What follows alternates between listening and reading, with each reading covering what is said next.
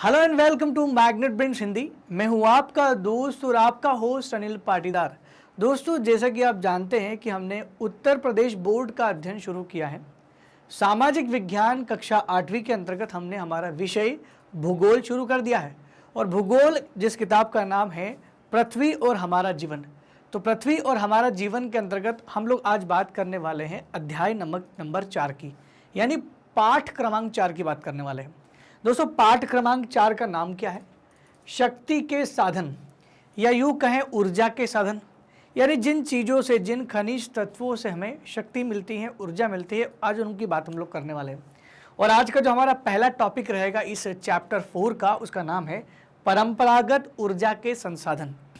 लेकिन यहाँ पर मैं दोनों तरह की बात जरूर करने वाला हूँ कि परंपरागत के साथ साथ दूसरी कौन सी चीज़ होती है ये भी मैं आपको बताऊंगा। और ऊर्जा के साधन अगर एग्जाम्पल की बात करें तो जैसे कोयला है, इससे एनर्जी मिलती है, बिजली उत्पन्न होती है। जैसे पेट्रोलियम हम और आप रोज़मर्रा जीवन में इसका इस्तेमाल करते हैं। आइए शुरू करते हैं इस पाठ के इस सेशन को और एक एक करके समझते हैं। छोटी छोटी जो चीज़ें हैं उनको बारीकियों से समझने का प्रयास करते हैं। सबसे पहले मैं आपको बताना चाहूँगा कि मैग्नेट ब्रेन्स एक ऐसा प्लेटफॉर्म है जो आपको सभी प्रकार के वीडियो बिल्कुल फ्री ऑफ कॉस्ट प्रोवाइड करता है। आप चाहे तो हमारे यूट्यूब चैनल पर जाकर या फिर हमारे वेबसाइट magnetbrains.com पर जाकर इन सभी वीडियो का बिल्कुल फ्री ऑफ कॉस्ट आनंद उठा सकते हैं। तो दोस्तों, शुरुआत करते हैं बिना किसी देरी के।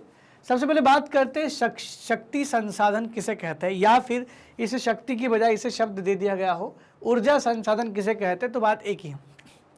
तो ऊर्जा संसाधन, पहले बात तो दो प्रकार के होते हैं। एक होता है परंपरागत ऊर्जा संसाधन और दूसरा होता है गैर परंपरागत ऊर्जा संसाधन। लेकिन उससे पहले हमें इस बात को जान लेना चाहिए कि आखिर शक्ति संसाधन या ऊर्जा संसाधन है क्या, मतलब क्या होता है। यानी ऐसे संसाधन जो हमें ऊर्जा प्रदान करते हैं, जिनसे हमें शक्ति प्रदान होती है, ऐसे संसाधन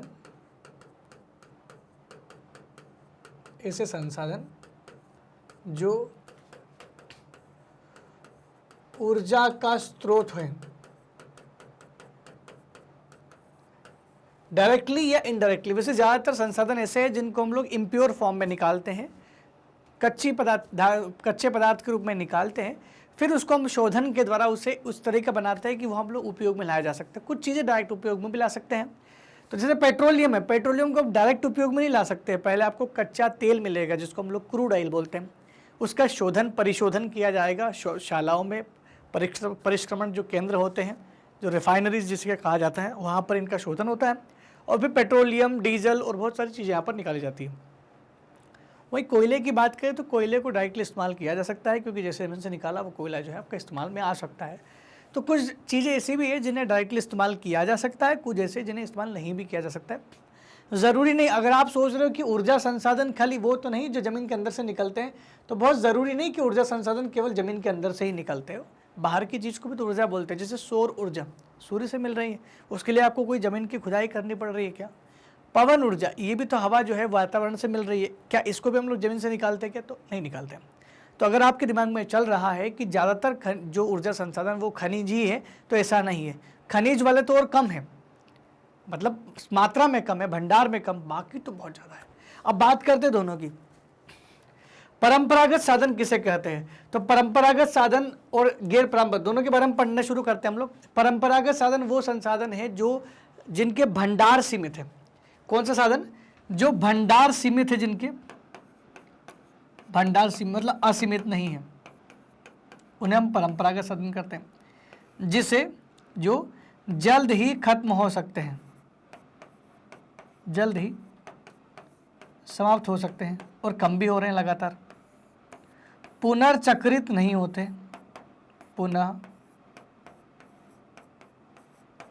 पुनर्चक्रित नहीं होते, जिन्हें दोबारा से बनाया नहीं जा सकता, जैसे कोयला, पेट्रोलियम, ऐसी बहुत सारी चीज़ें, खनिज तत्व। परंपरागत साधन ऐसे हैं जो असमाप्य होते हैं। असमाप्य का मतलब कभी समाप्त नहीं होते हैं, जिनके भंडार असीमित हैं।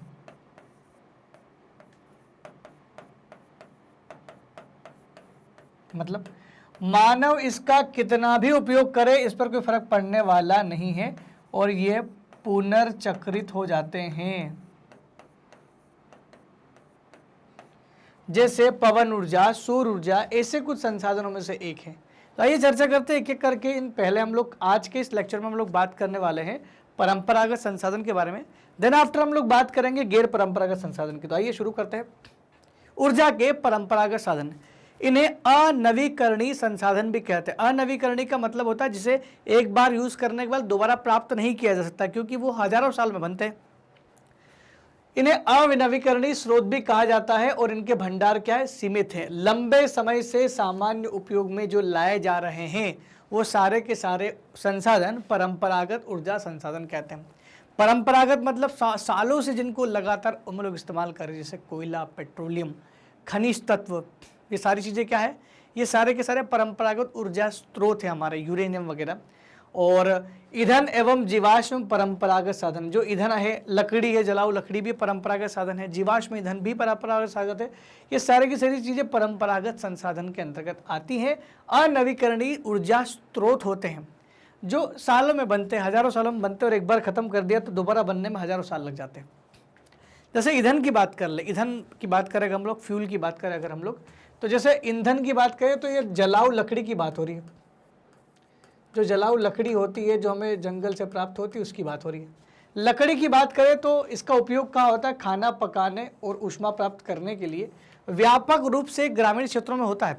आपने देखा होगा कि ग्रामीण क्षेत्रों में जब भी सर्दी का मौसम आता है, लोग जो है वो तप जलाते हैं। वो तप में क्या होता है, वही लकड़ी को जलाते हैं, और काफ़ी ज़्यादा मात्रा में ऊष्मा प्राप्त करने और खाना पकाने में भी आज भी कई घरों में चूल्हे का इस्तेमाल किया जा रहा है, जो देसी चूल्हा जो होता है जिसमें लकड़ियों को जला करके इस्तेमाल किया जाता था। हालांकि सरकारी प्रयासों के द्वारा उज्ज्वला योजना से लोगों के घर घर में गैस सिलेंडर तो पहुंचा दिए गए, लेकिन फिर भी गैस की ज़्यादा रेट होने की वजह से बहुत सारे लोग अभी भी चूल्हे का इस्तेमाल करते हैं, जो देसी चूल्हा होता है जिसमें खाना पकाया जाता है। हमारे देश में ग्रामीणों द्वारा उपयोग की गई 50% से भी अधिक ऊर्जा ईंधन से प्राप्त की जाती है। आज भी भारत में ग्रामीणों में, जो इस ग्रामीण क्षेत्र जो है, जो ऊर्जा उत्पादन का साधन है, मतलब खाना बनाने या घर की ऊर्जा का जो साधन है, उसमें आज भी 50% से ज़्यादा इन्हीं चूल्हों से, परंपरागत स्रोत यानी ईंधन से इस्तेमाल की जा रही है। तो लाभ क्या है ऐसे ईंधन के इसलिए इस्तेमाल हो रही ज़्यादा? तो लाभ ये है कि सुप्राप्य लाभ है। एक तो आसानी से मिल जाता है, बस घर से बाहर जंगल की ओर निकलो, वहाँ पर जैसे तो सूखी टहनियाँ, डालियाँ, पत्ते सब कुछ मिलना शुरू हो जाएंगे, बहुत आसानी से आपको मिल जाता है। और बहुसंख्यक लोगों को ऊर्जा प्रदान करता है, ज़्यादा लोगों को ऊर्जा प्रदान करता है, और सस्ता होता है, फ्री होता है, तो नेचर में देती है। हानि क्या है? इसकी हानि भी तो है, ईंधन की हानि है। कैसे हानि है? देखिए, अगर आप इतने ज़्यादा पेड़ काटोगे तो पेड़ों की संख्या में तो कमी आएगी। संग्रहण में अधिक समय लगता है, महिला सुबह से निकलती है। ग्रामीण क्षेत्र से अगर आप बिलोंग करते हो तो आपको ज़रूर पता होगा कि जब ग्रामीण क्षेत्रों में कुछ महिलाएं जो है वो दिन का शाम का चूल्हा जलाने के लिए जो लकड़ियाँ इकट्ठा करके लाती है, उसके लिए दिन में से निकलती है और पूरा दिन लग जाता है, कुछ लकड़ियाँ भर इकट्ठा करके लेके आती है। तो एक तो टाइम टेकिंग है, संग्रहण में अधिक समय लगता है, प्रदूषण फैलता है क्योंकि उसको जलाने से धुआं निकलता है, लकड़ी को जलाने से धुआं निकलता है, इसी वजह से इससे प्रदूषण फैलता है। हरित गृह प्रभाव में वृद्धि होती है। जब प्रदूषण फैलेगा तो कार्बन डाइऑक्साइड, कार्बन मोनोऑक्साइड बिल्कुल डेफिनेटली बढ़ेगी। इससे बढ़ेगी तो क्या होगा, हरित गृह प्रभाव यानी ग्रीन हाउस इफेक्ट, यानी टेम्परेचर बढ़ना शुरू हो जाएगा वातावरण का। और एक और जो हानि है वो निर्वनीकरण। निर्वनीकरण का मतलब होता है डिफॉरेस्टेशन।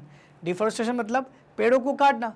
अगर मान लो गैस सिलेंडर या दूसरे किसी सोर्स के अलावा भारत में ग्रामीण क्षेत्रों में ज़्यादातर लकड़ियों का इस्तेमाल किया जा रहा है खाना पकाने या अन्य चीज़ों में, तो ये तो होगा ना, जाहिर सी बात होगी, लोग क्या करेंगे, धीरे धीरे पेड़ काटना शुरू करेंगे। अब पेड़ काटना शुरू करेंगे तो पेड़ों की संख्या में अचानक से कमी आ जाएगी, और ये हमने देखा भी है, सालों से ऐसा हो गया। अब ये नौबत आ गई कि पेड़ों को बचाना पड़ रहा है। पहले पेड़ केवल लगाने की बात करते थे, अब लगाने के साथ साथ बचाने पर भी ध्यान देते हैं, क्योंकि हम लोगों ने पहले बचाए नहीं और लगाए नहीं। इस वजह से आज ये हमें दिन देखना पड़ रहा है। लगातार ये काम करने की वजह से समस्या उत्पन्न होती है। तो आपने यहाँ समझा कि ईंधन किस रूप में काम आता है, लाभ उसका देख लिया, हानि उसकी देख ली। तो अब आप खुद डिसाइड कीजिए कि क्या ये लकड़ी को ईंधन के रूप में इस्तेमाल करना चाहिए। तो मैं तो अपने व्यक्तिगत मत देकर ये कहूँगा कि नहीं करना चाहिए, क्योंकि उसके लाभ तो एक ही हैं लेकिन हानियाँ ज़्यादा हैं। लाभ कम हो और हानियाँ ज़्यादा हो तो कोई भी कह सकता है कि यार घाटे का सौदा है, सही सौदा नहीं है। बात करते हैं जीवाश्म ईंधन की। जीवाश्म ईंधन की बात करें तो जीवाश्म ईंधन क्या होता है?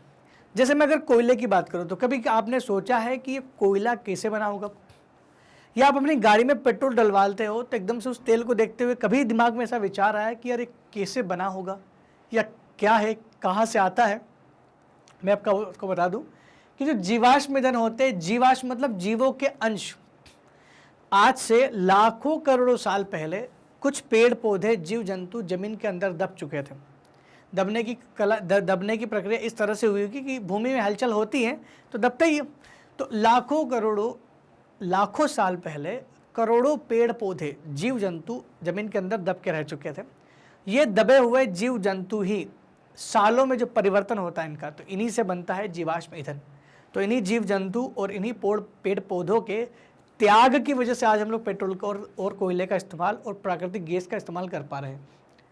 पौधों और जानवरों के अवशेष जो लाखों वर्षों तक धरती के अंदर दबे रहे, और धरती के अंदर दबेंगे तो धरती के अंदर जाने पर क्या होता है मैं आपको बता दूं कि हमारी जो पृथ्वी है ये अंदर से इसमें 3 लेयर है। पृथ्वी में अंदर से 3 लेयर है। उन 3 लेयर को समझ लेते हैं कौन कौन सी लेयर है। ये मान लो हमारी पृथ्वी है। इस पृथ्वी के अंदर 3 लेयर होती है। एक लेयर होती है ये, और सबसे अंदर लेयर होती है और तीसरी, ये 3 लेयर होती है। 3 रंग आपने समझ लिए हैं, 3 लेयर होती है। जो पहली लेयर होती है इसको हम लोग बोलते हैं भूपर्पटी। समझना चीज़ों को, भूपर्पटी है। तो दूसरी लेयर होती है ये नीली वाली, इसको हम लोग बोलते हैं मेंटल। क्या बोलते हैं दोस्तों? मेंटल। चीज़ों को रटते चलिएगा ऐसे, जैसे बोल रहे क्या बोलते हैं तो मेंटल, बिल्कुल आपके जहन से आवाज़ निकलनी चाहिए। ऐसा मत सोचना कि मुझे नहीं सुना रहा होगा, ये मान के चलो कि मैं सुन रहा हूँ तो आपको चीज़ें रिपीट करनी होगी। और तीसरा जो है वो है कोर। ये 3 होती है। लेकिन मैं आपको बता दूं कि जैसे जैसे आप ऊपर से गहराई में जाते हो तो क्या चीज़ें बढ़ती है, ऐसा पूछा गया क्वेश्चन था कि जब धरती के हम लोग ऊपर से सतह से जमीन के अंदर भूगर्भ जो बिल्कुल पॉइंट है ना बीच वाला, ये अंदर जाते हैं तो अंदर जाने पर होता क्या है, तो क्या क्या चीज़ बढ़ती हैं? तो टेम्परेचर बढ़ता है, तापमान बिल्कुल बढ़ता है, दाब को हम लोग पी से डिनोट करते हैं, प्रेशर बोलते हैं उसको, दाब भी क्या होता है? बढ़ता है। घनत्व को हम लोग बोलते हैं डेंसिटी, तो डी यानी घनत्व भी क्या होता है? बढ़ता है। घनत्व भी बढ़ता है। 3 चीजें तो हमने समझ ली कि क्या बढ़ रहा है क्या घट रहा है। तो घनत्व भी बढ़ रहा है। लेकिन एक चीज है जो घट रही है, वो है आपका वॉल्यूम, आयतन। एक चीज ध्यान रखना, पृथ्वी के अंदर जाओगे तो सब कुछ चीज बढ़ेगी, ताप बढ़ेगा, दाब बढ़ेगा, घनत्व बढ़ेगा। लेकिन कम होगा तो क्या होगा? घनत्व बढ़ेगा तो चीज़ें पास पास आएगी, चीज़ें पास पास आएगी मतलब आयतन कम हो जाएगा, तो आयतन कम हो जाता है। तो जब अंदर चीज़ें दब गई तो प्रेशर और टेम्परेचर दोनों बढ़ेगा। तो ताप और दाब के प्रभाव से जीवाश्म में परिवर्तन हो जाता है इन पेड़ पौधों और जीवों का। तो कोयला पेड़ पौधों के अधजले रूप के ही तो फॉर्म है जो जमीन में दब चुका था। ऐसा कहते हैं कि अगर 20 मीटर परत जमी हुई है मिट्टी की और दब गया कोई नीचे, तो उसको हम लोग बोलते हैं कि उससे कोयला बनता है। अगर 20 मीटर से ज़्यादा का दबाव, ज़्यादा गहराई पर है तो पेट्रोलियम पदार्थ, और ज़्यादा गहराई में है तो प्राकृतिक गैस मिलती है। तो तीनों चीज़ें, कोयला, पेट्रोलियम और प्राकृतिक गैस, ये तीनों की तीनों चीज़ें जो है ये जीवाश्म के रूप में मानी जाती है। क्षमा करें, यहाँ पर जल विद्युत को मैं कैंसिल करता हूँ, जल विद्युत इसमें नहीं आता है। कोई ये प्राकृतिक, ये कोई जीवाश्म नहीं है, ये तो नदी से बनता है। तो इसको बात करते हैं कोयला, पेट्रोलियम और प्राकृतिक गैस। कोयला, पेट्रोलियम और प्राकृतिक गैस, ये तीनों चीज़ें ऐसी हैं जिसे हम लोग जीवाश्म के रूप में इस्तेमाल करते हैं, जो जीवों के अंशों से बनी हुई। और साल कितने लग जाते हैं? लाखों करोड़ों साल लग जाते हैं। कोयले की बात करें तो लाखों वर्ष पूर्व फर्न व पौधे के पृथ्वी के अंदर दबने से बना है। फर्न वही जीव जंतु, और फर्न वो जो पेड़ पौधे, जली पौधे, जो भी उस समय पौधे हुआ करते हैं, सब अंदर दब गए। तो पेड़ पौधों के जमीन के अंदर दबने से, लाखों वर्ष पूर्व दबने से कोयले का निर्माण हुआ है। इसे अंतर्निहित धूप के नाम से भी जानते हैं, इसे जमीन के अंदर की धूप भी बोलते हैं। कोयले से प्राप्त विद्युत ऊर्जा तापी ऊर्जा कहते हैं, इसे थर्मल पावर प्लांट भी कहते हैं। भारत में सबसे ज़्यादा ऊर्जा, 60% से भी ज़्यादा ऊर्जा जो भारत में बिजली मिलती है वो काहे से मिलती है? वो मिलती है ताप विद्युत से। ये बात ध्यान रखना, हमारे देश की सबसे बड़ा ऊर्जा का जो साधन है वो क्या है? कोयला है। कोयला आधारित बिजली जो है वो सबसे ज़्यादा मात्रा में मिलती है। और ताप विद्युत उसे कहते हैं जो 60% से भी ज़्यादा हमारे देश में इस्तेमाल की जाती है। जैसे जैसे हम लोग दूसरे ऑप्शन खोज रहे हैं, दूसरे ऑप्शन बोले तो हम सौर ऊर्जा का ऑप्शन खोज रहे हैं, हम पवन ऊर्जा का ऑप्शन खोज रहे हैं, हम ज्वारी ऊर्जा का ऑप्शन खोज रहे हैं, यानी गैर परंपरागत संसाधन का ऑप्शन खोज रहे हैं। और धीरे धीरे ये ऑप्शन क्या है, इसको सब्स्टिट्यूट करेंगे और ये जो बिजली का जो बनाने का जो है ये धीरे धीरे 60% से गिर के उन पे जाएगा, लेकिन उसमें काफ़ी समय लगने वाला है। लेकिन फिलहाल 60% के आसपास तो हमारी बिजली जो है कोयला से ही आ रही है। अगर इसका उपयोग की बात करें, किसके? कोयले की। तो कोयले का उपयोग कहाँ होता है? लोह इस्पात उद्योग में होता है। बिल्कुल भाई, लोह इस्पात उद्योग को, इस्पात को गलाने के लिए गर्मी कहाँ से पैदा की जाती है? कोयले से। भाप वाले इंजन में जो भाप बनती है वो कोयले की वजह से बनती है, कोयले को जलाने से बनती है। विद्युत में, जल विद्युत में नहीं तो विद्युत में तो लिख सकते हैं, जल विद्युत ना लिख के वहाँ पर पानी की आवश्यकता पड़ेगी। विद्युत में तो इस्तेमाल किया जाता है। और इसके सबसे बड़े बड़े उत्पादक अगर बात करें कोयला के, तो चीन दुनिया का सबसे बड़ा उत्पादक है। ये चीन सबसे ज़्यादा कोयले का उत्पादन करता है। चीन के अलावा यूएसए, अमेरिका, जर्मनी, रूस, दक्षिण अफ्रीका और फ्रांस जैसे देश, चाइना, रशिया, यूएसए, जर्मनी, दक्षिण अफ्रीका और फ्रांस जैसे देशों में बहुत ज़्यादा मात्रा में कोयला उत्पादित किया जाता है। भारत भी इस लिस्ट में शुमार है, ऐसा नहीं कि भारत नहीं, भारत भी टॉप पे चलता है। भारत में जो पहली खान थी हमारी वो थी रानीगंज, पश्चिम बंगाल में खोजी गई थी। अगर आपसे पूछा जाए, ये क्वेश्चन कहीं आ जाए, पढ़ने में आ जाए, आगे कंपटीशन में भी आपको बहुत कुछ आगे झेलना है चीज़ों को, क्योंकि लगातार कंपटीशन बढ़ रहा है, तो इन चीज़ों को शुरुआत से ही बेसिक क्लियर करना है। मैं आपको बता दूं कि रानीगंज एक जगह है पश्चिम बंगाल की, जो भारत का पहला कोयला का खदान है। तो भारत की पहली कोयले की खदान कौन सी है? रानीगंज, पश्चिम बंगाल में खोजी गई थी, ये ध्यान रखना। इसके अलावा सरिया, धनबाद और बोकारो जैसे झारखंड में इलाके, सरिया, धनबाद, बोकारो, जहाँ पर बहुत ज़्यादा मात्रा में कोयला मिलता है। अब यही नहीं, और भी बहुत सारे राज्य है भारत में। कोयले की बात की जाए तो मध्य प्रदेश में मिलता है, छत्तीसगढ़ में मिलता है, उसके अलावा झारखंड में मिलता है, उड़ीसा में मिलता है, पश्चिम बंगाल में मिलता है। इन सभी राज्यों में कोयले के भंडार पड़े हुए हैं। मध्य प्रदेश के सिंगरौली में तो इतना बड़ा भंडार है कि उसकी सबसे मोटी परत, एशिया की सबसे मोटी परत कोयले की वहीं पर आपको मिलेगी। अब बात करते हैं कि अगर हम लोग कोयले को चुन रहे हैं तो क्यों चुन रहे हैं? किसी भी चीज़ को चुनने से पहले उसके लाभ और हानि दोनों चीज़ देखी जाती है। अगर हम लोग कोयले को हम लोग ऊर्जा संसाधन के रूप में चूज़ करना चाह रहे हैं तो सबसे पहले बात करते हैं कि कोयले के लाभ क्या क्या है कोयला इस्तेमाल करने के। विस्तृत रूप में उपलब्ध है, क्योंकि बहुत ज़्यादा मात्रा में उपलब्ध है। ऐसा कहा जाता है कि भारत में ही 300 साल का कोयला पड़ा हुआ है। अभी तो 300 सालों तक कोयले का इस्तेमाल कर सकते, कोयला ख़त्म नहीं होगा, इतना तो हमारे पास में है। इसका मतलब विस्तृत रूप से उपलब्ध तो है, पूरी दुनिया में है। विद्युत रूपांतरण के लिए सबसे उपयुक्त है। बिजली बनाने का सबसे आसान तरीका है, बहुत आसान, बहुत अलग से बहुत भारी भारी मशीनें बनाने की जरूरत नहीं है, बहुत ही आसानी से बिजली बन सकती है। तो इसलिए बिजली बनाने का सबसे अच्छा तरीका है कोयला। हानि की बात करें तो पर्यावरण प्रदूषण होता है। बिल्कुल, इसको जलाने पर कार्बन तो निकलता है, कार्बन निकलेगा, काला काला धुआं निकलेगा, प्रदूषण तो होगा, तो प्रदूषण फैलाता है, ये तो जाहिर सी बात है। दूसरा, परिवहन के लिए बहुत भारी होता है। अब एक जगह से दूसरी जगह तक पहुंचाने के लिए कोयला महंगा हो जाता है, क्योंकि अगर मान लो आपका जो प्लांट है जहाँ पर बिजली बन रही है वो कर्नाटक में है और जो कोयला है वो झारखंड से निकल रहा है, तो झारखंड से कर्नाटक तक आप ट्रकों में या आप ट्रेन के माध्यम से ले जाओ, कितना भारी होगा, वहन करने में मुश्किल होगी। ये कोई गैस या कोई लिक्विड तो नहीं जिसे पाइपलाइन से वहाँ तक पहुँचा दो, बिल्कुल कॉस्ट भी आपका कम हो जाएगा। तो कॉस्ट भी बढ़ जाता है, महंगा पड़ता है, भारी होता है, और भारी होता है तो नुकसान भी काफ़ी होता है। कई बार कुछ खुदा न खास्ता एक्सीडेंट भी हो जाते हैं, बहुत सारी चीज़ें होती है। तो ये तो हानि हो गई उसकी, लेकिन लाभ ज़्यादा है उसके, क्योंकि अभी तक तो हमें लाभ दिखाई दे रहे हैं। जिस बिजली का आप इस्तेमाल करते हैं, जिस बिजली की वजह से मैं आपको पढ़ा पा रहा हूँ, जिस बिजली की वजह से आप मुझे देख पा रहे हो, वो ज़्यादातर बिजली कोयला से ही आती है। इसलिए कोयला को सबसे बड़ा ऊर्जा संसाधन कहते हैं मध्य प्रदेश, भारत के हिसाब से।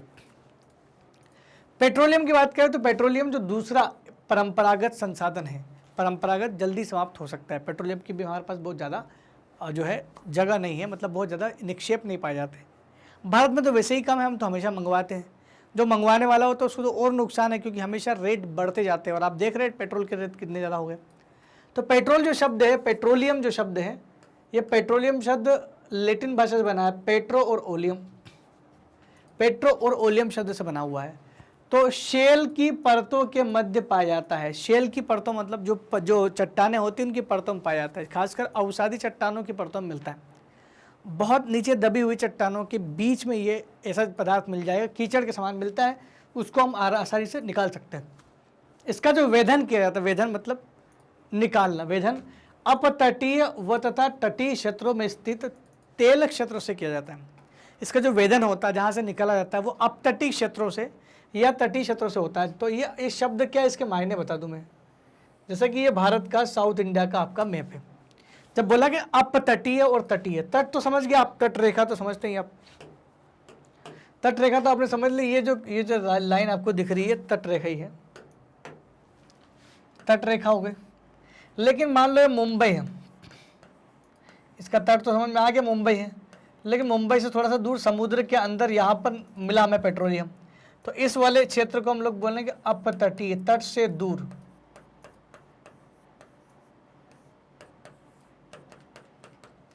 तो ये मुंबई से यानी महाराष्ट्र से थोड़ा सा दूर यहाँ पर मिलता है एक जगह जिसका नाम है बॉम्बे हाई।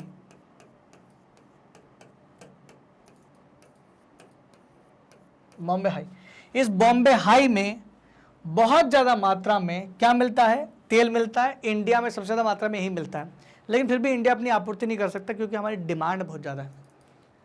इसका वेधन अपतटीय व तटीय क्षेत्रों में स्थित तेल क्षेत्रों से किया जाता है। पहले तेल क्षेत्रों की पहचान कर लो, फिर उसको निकाल लो। अपरिष्कृत पेट्रोलियम का प्रक्रमण, अपरिष्कृत मतलब इसको बोलते हैं क्रूड ऑयल। अपरिष्कृत शब्द का मतलब होता है क्रूड ऑयल। अपरिष्कृत पेट्रोलियम का प्रक्रमण परिष्करणशाला में होता है। परिष्करणशाला का मतलब होता है रिफाइनरी, रिफाइनरी। तो अपरिष्कृत पेट्रोलियम का प्रक्रमण परिष्करणशाला यानी रिफाइनरीज में होता है, जिससे क्या क्या बनता है, डीजल बनता है, पेट्रोल बनता है, जिससे केरोसिन बनता है, ये भी उसी से बनता है, मिट्टी का तेल कहते हैं उसको। मोम, जिसको वैक्स कहते हैं, मोम बनती है, प्लास्टिक बनते हैं कुछ तरीके के, स्नेह लुब्रिकेंट जैसे कि ग्रीस ऑयल वगैरह जो होते हैं वो सब इससे बनते हैं। तो ऐसी बहुत सारी चीज़ें हैं जो पेट्रोलियम पदार्थों से बनती हैं। पेट्रोलियम वैसे ही वेस्ट नहीं जाता, उसकी हर एक चीज़ कीमती होती है, लेकिन उसका सही तरीके से शोधन करना चाहिए, आना चाहिए, नुकसान कम होना चाहिए। ध्यान देने वाली बात है कि इसे काला सोना भी कहा जाता है, किसे ब्लैक डायमंड के नाम से जानते हैं पेट्रोलियम पदार्थों को, तो इसलिए इंपॉर्टेंट है पेट्रोलियम पदार्थ। आगे बढ़ते हैं। पेट्रोलियम का उत्पादन भारत में कहाँ कहाँ होता है। देखिए, पेट्रोलियम का उत्पादन सबसे पहले भारत के असम में शुरू किया गया था। असम में एक जगह है जिसका नाम है डिगबोई।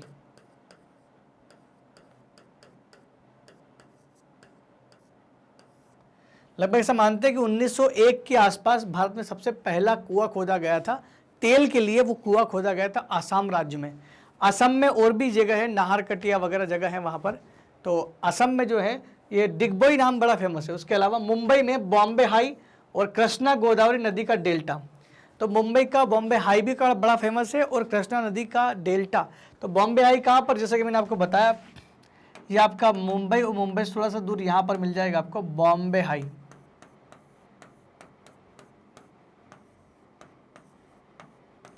यहाँ पर क्या मिल जाएगा आपको, बॉम्बे हाई मिल जाएगा।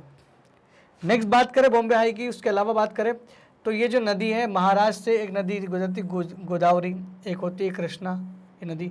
इन दोनों के डेल्टाई भागों में, डेल्टा समझते ना दोस्तों, जहाँ पर नदी गिरती है वहाँ डेल्टा बनाती है, ऐसा कुछ। तो ये डेल्टाई भाग, ये डेल्टाई भाग, यहाँ पर भी क्या मिलता है, यहाँ पर भी आपको पेट्रोलियम पदार्थ मिल जाएंगे इंडिया में, पेट्रोलियम पदार्थ मिल जाएंगे इंडिया में। तो कहाँ पर, कृष्णा गोदावरी का डेल्टा, मुंबई के बॉम्बे हाई तक कृष्णा गोदावरी के डेल्टे में, और असम के डिगबोई में, नाहरकटिया में, और भी नाम लिख सकता हूँ मैं, असम का नाहरकटिया, वहाँ पर भी मिलता है। तो ये सब जगहों पर तेल के निक्षेप पाए गए।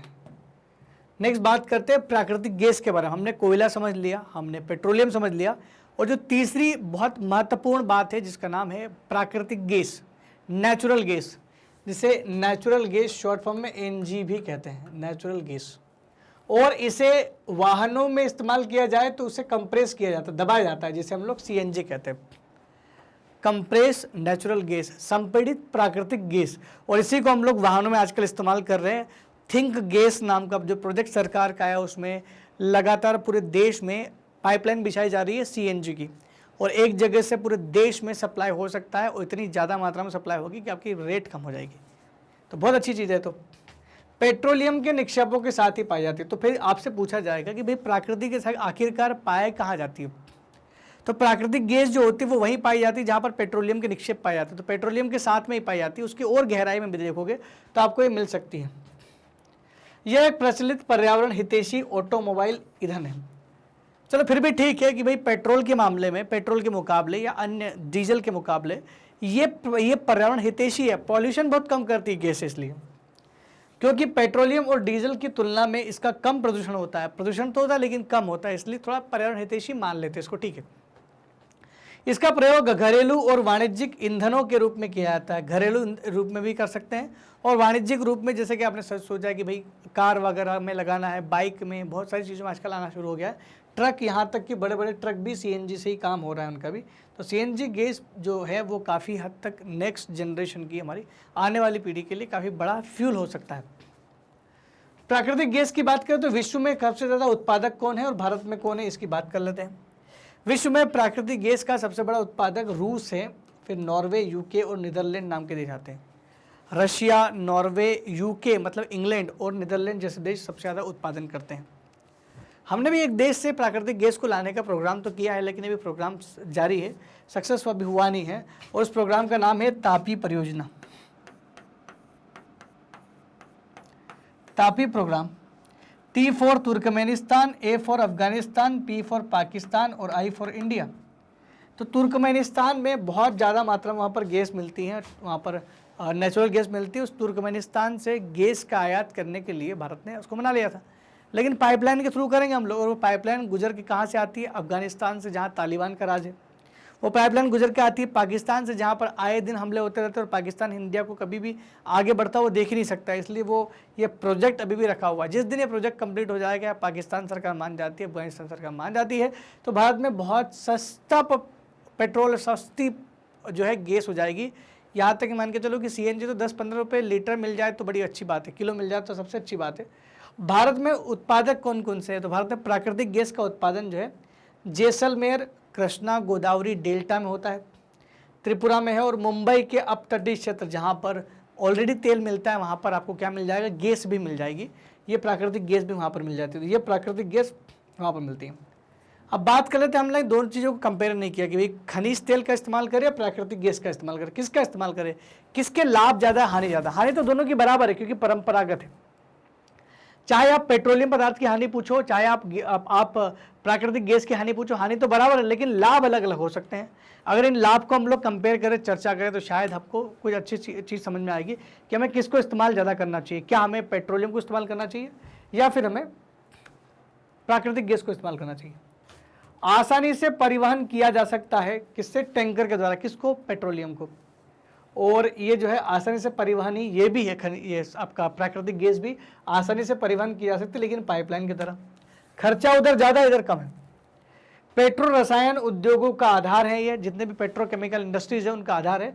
उसके अलावा तेल और कोयले से अधिक स्वच्छ है, इसलिए उसका सब्स्टिट्यूट हो सकता है, उसका एक विकल्प हो सकता है।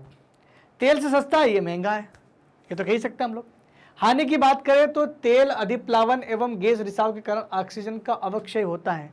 ज़्यादा तेल का उत्प्लावन यानी बिखर जाने से या गैस के रिसाव होने की वजह से ऑक्सीजन कम हो जाती है, तो एक हानि है। निर्मुक्त प्रदूषण के कारण अम्ल वर्षा, इसके कारण अम्ल वर्षा होती है क्योंकि प्रदूषण फैलता है। और नए ईंधन का अन्वेषण आसान नहीं है, क्योंकि जो नया नया ईंधन आता जा रहा है उसका अन्वेषण नहीं किया जा सकता, उसका जो है कहीं ना कहीं डिस्कवरी करना भी बहुत मुश्किल है, इसलिए इनका उपयोग करना चाहिए। तो समझ गया आप कि हमें खनिज तेल का इस्तेमाल करना चाहिए या फिर हमें प्राकृतिक गैस का इस्तेमाल करना चाहिए।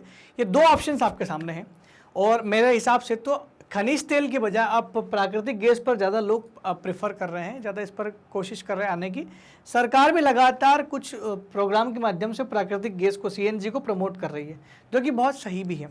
अब बात करते हैं हम अगले परंपरागत संसाधन के बारे में, जिसका नाम है जल विद्युत।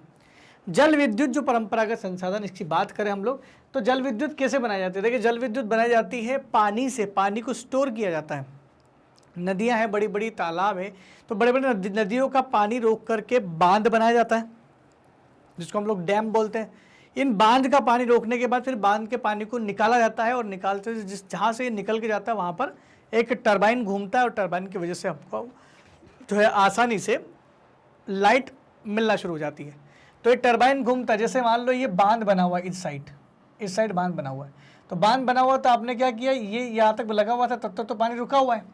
जैसे इसको ऊपर उठाया अपन ने, इसको जैसे ऊपर किया, पानी एकदम से स्पीड से आया, पानी आया, तो यहाँ टरबाइन, ये टरबाइन घूमेगा तो यहाँ पर लगा हुआ है जनरेटर, और ये जनरेटर क्या करेगा, लाइट पैदा करेगा, और लाइट ट्रांसफार्मर में जाएगी, ट्रांसफार्मर से फिर टावर के थ्रू चली जाएगी। तो ये पानी भी निकल जाएगा, पानी को सिंचाई में इस्तेमाल भी कर सकते हैं, और जैसे ही आपको आपका काम खत्म हो रहा है वापस दरवाज़ा बंद कर सकते हैं। तो पानी स्टॉक में होना चाहिए, उसके लिए बड़े बड़े बांध होना चाहिए। तो भारत में से बहुत सारे बांध हैं, ऐसी परियोजनाएं हैं जिसके माध्यम से जल विद्युत उत्पन्न की जा रही है। तो वर्षा के जल अथवा नदी का जल ऊंचाई से गिराने से के लिए संग्रहित किया जाता है, और पाइप के द्वारा यह जल नीचे टरबाइन पर गिराया जाता है, जिससे टरबाइन की ब्लेड घूमती है, और घूमते हुए ब्लेड से जनरेटर विद्युत उत्पन्न करते हैं। ब्लेड से जुड़ा होता है जनरेटर, जनरेटर घूमता है तो विद्युत उत्पन्न करता है, और जो विद्युत कहलाती है, जो बिजली उत्पन्न होती है, वही बिजली कहलाती है, जल विद्युत कहलाती है। और बचा हुआ जल कृषि कार्य में के लिए उपयोग किया जा सकता है, उत्पन्न होता है, कृषि कार्य में उपयोग के लिए इस्तेमाल किया जा सकता है। कि कुल मिला के बात यह है कि पानी का दोहरा यूज हो रहा है, मल्टीपर्पज प्रोजेक्ट है, बहुउद्देशीय परियोजना है। उस बांध में आप मछली पालन भी कर सकते हैं, ये भी हो रहा है। उस बांध में बहुत सारे जीवों का पलना भी हो रहा है, और उस बांध से सिंचाई भी मिल रही है, जल भी मिल रहा है, इतना सारा काम तो हो रहा है। तो जब एक चीज को बनाने के लिए उद्देश्य ज्यादा हो, आपके पास ज्यादा काम पूरे कर रहे हैं, तो उसको हम लोग बोलते हैं बहुउद्देशीय परियोजना। बात समझ में आई? नेक्स्ट है आपका जल विद्युत की बात करें हम लोग तो सबसे पहला जल विद्युत जो लगाया गया था दुनिया में, वो नॉर्वे नाम के देश ने लगाया था। नॉर्वे में दुनिया में सबसे पहले पानी से बिजली उत्पन्न की थी। और अगर भारत की बात की जाए तो भारत में बिजली सबसे पहले कहाँ उत्पन्न की गई? तो सबसे पहले भारत में बिजली अंग्रेजों ने दार्जिलिंग में शुरू की थी। तो अंग्रेजों ने भारत में सबसे पहले बिजली दार्जिलिंग में उत्पन्न की थी, और उसके बाद दक्षिण में कावेरी नदी जो है उसका एक जलप्रपात है, तो उसका एक जो जलप्रपात है उससे उन्होंने जो है बिजली उत्पन्न करना शुरू कर दी। शिव समुद्रम जलप्रपात दोस्तों, वो जहाँ से कावेरी नदी में कर्नाटक और तमिलनाडु से बह के जाती है, वहाँ पर बिजली उत्पन्न की गई थी। लेकिन सबसे पहली पूछा जाए तो सबसे पहली बार बिजली उत्पन्न की गई थी आपके असम वाले इलाके में के आसपास जो पड़ता है, दार्जिलिंग में होती है। आज की तारीख में दार्जिलिंग अगर बोलोगे तो आपको वेस्ट बंगाल रीजन में दिखाई देती है, तो वहाँ पर हुआ था। विश्व की कुल ऊर्जा का 1/4 भाग जल विद्युत का है, मतलब आज भी 25% ऊर्जा टोटल देश की, दुनिया की कितनी हो रही है? जल विद्युत उत्पन्न हो रही है। विश्व के प्रमुख जल विद्युत के देश, अग्रणी जो सबसे ज्यादा जल विद्युत उत्पन्न करते हैं, वो है आपका पराग्वे, नॉर्वे, ब्राजील और चाइना। तो ये सबसे ज्यादा मात्रा में जल विद्युत उत्पन्न करते हैं। चाइना का तो सबसे बड़ा डैम यहाँ पर बड़ा फेमस है, उसका नाम है 3 गॉर्जियस डैम। चाइना का डैम काफी फेमस है, उसका नाम है 3 गॉर्जियस डैम। भारत में जल विद्युत परियोजना की बात करें तो भाखड़ा नांगल परियोजना, गांधी सागर परियोजना, नागार्जुन सागर परियोजना, दामोदर नदी घाटी परियोजना, फरक्का बांध परियोजना, टिहरी बांध परियोजना, ऐसी बहुत सारी परियोजनाएं भारत में हैं जिनके माध्यम से जल विद्युत उत्पन्न की जाती है। और आज तो भारत का सबसे बड़ा बांध भी जो है वो बन चुका है, उसका नाम है सरदार सरोवर बांध। ध्यान रखना, गुजरात में है ये सरदार सरोवर बांध, और ये नर्मदा नदी पर है। दुनिया का दूसरा सबसे बड़ा कंक्रीट से बना हुआ बांध है दोस्तों, इसलिए काफ़ी फेमस है। बहुत ज़्यादा मात्रा में बिजली उत्पन्न की जाती है, तो बिजली के मामले में भी बहुत आगे है। और ऐसे कई सारे बांध, भाखड़ा नांगल, गांधी सागर, नागार्जुन सागर, दामोदर, जो कोयना बांध, भीमा बांध, ऐसे कई बांध इंडिया में हजारों बनाए गए जिससे बिजली उत्पन्न होती है। तो काफ़ी हद तक बांधों से बिजली तो भारत में पैदा होती है।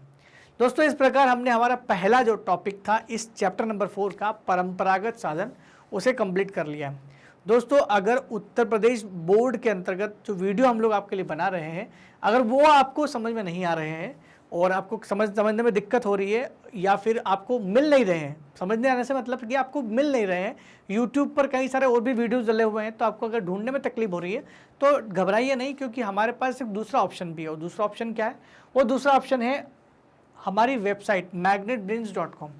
देखिए magnetbrains.com हमारी वेबसाइट पर जैसे आप जाओगे वहाँ पर आपको मिलेगा India's number 1 100% free online educational platform. ये प्लेटफॉर्म आपको प्रोवाइड करता है बहुत सारे कोर्सेज बिल्कुल फ्री ऑफ कॉस्ट।